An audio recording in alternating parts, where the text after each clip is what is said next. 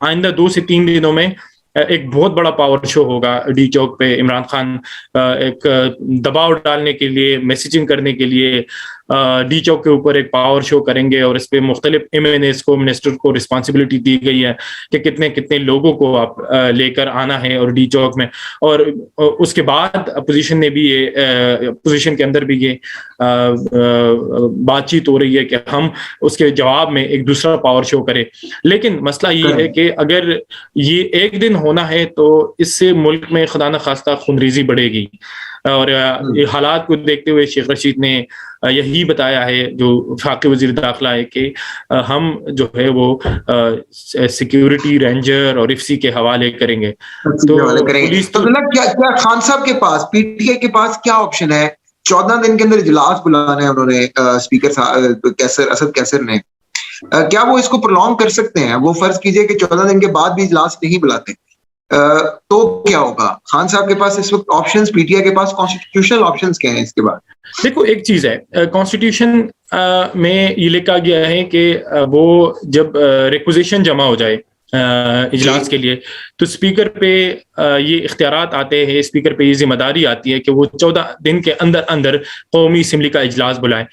फिर वहां पे एक मोशन मूव होगा असम्बली के अंदर, और मोशन मूव होगा कि हम वज़ीर आज़म पे अदम एतमाद ला रहे हैं। फिर उस पर डिबेट होगी, और स्पीकर साहब 3 दिन से पहले और 7 दिन के बाद, मतलब 3 दिन बाद और 7 दिन से पहले उस पे वोटिंग हो जाएगी।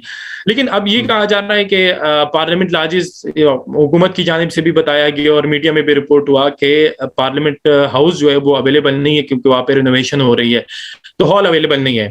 लेकिन कॉन्स्टिट्यूशन के अंदर ये नहीं लिखा, और ये लिखा है कि अगर स्पीकर पे ये कॉन्स्टिट्यूशनल जिम्मेदारी है को इजलास बुलाएगा, चाहे वो किसी होटल के अंदर बुलाए, चाहे वो किसी हॉल के अंदर बुलाए, या बाहर पार्लियामेंट के लॉन के अंदर बुलाए। जैसे लाहौर के अंदर हमारे पास ऐवान इकबाल है, आपके पास जो है वहां पर वो कन्वेंशन सेंटर है, वहां पर भी इजलास होते रहे हैं, और बड़े बड़े जलसे भी खान साहब ने भी रखे हैं अपने। नहीं, इजलास तो बुलाएंगे, ये तो हो नहीं सकता कि इजलास नहीं, इजलास हर सूरत में बुलाएंगे। और स्पीकर साहब कल फरोग नसीम साहब से, और परसों भी फरोग नसीम साहब से, और इसके अलावा वो जो PTI के कानूनी माहिरीन है उसके साथ स्पीकर हाउस में मिल रहे हैं, मुसलसल बातचीत कर रहे हैं, उनसे मिल रहे हैं, उनसे कानूनी मावनत ले रहे हैं। लेकिन अब ये चीज़ है कि वो अगर कह रहे कि हम जो है वो कौमी असम्बली के जो पाकिस्तान तहरीक इंसाफ के कारकुनान है उसको वोट डालने नहीं आएंगे, तो फिर उनके पास तो ये है कि कल मैंने भी स्पीकर साहब के सामने ये सवाल लगा कि फिर तो ऐसा लगता है कि आपके पास अपोजिशन के 30 अरकान है, क्योंकि अगर आपके पास अपोजिशन के 30 अरकान है तो आप अपने जो MNAs हैं उसको जो है वो नहीं आने दे रहे हैं, तो फिर वो 30 अरकान आपको वोट देंगे या 20 अरकान। अगर आप अपने MNAs को नहीं ला रहे तो आप इत्तेमाद का वोट कैसे लोगे?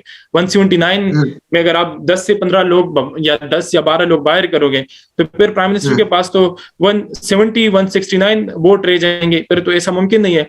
लेकिन यह है कि कॉन्स्टिट्यूशन में ये नहीं लिखा कि स्पीकर जो है वो उसको वोट डालने से मना कर सकते हैं। कॉन्स्टिट्यूशन में ये लिखा गया है कि अगर कोई अपनी पार्टी के डिसिप्लिन के खिलाफ या पार्टी के फैसले के खिलाफ किसी शख्स को वोट दे तो प्राइम मिनिस्टर उसे शोकाज करेगा, वजीर आजम उससे हुकूमत की जानिब से उसे शोकाज जारी होगा।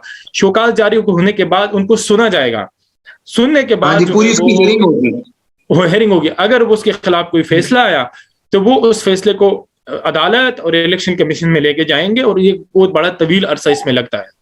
यानी ये एक प्रोलॉन्ग प्रोसेस है, और इसका और अगर खान साहब के खिलाफ की अदम एतमाद की तहरीक कामयाब हो जाती है तो खान साहब will not be prime minister then, ऐसे ही है ना जी?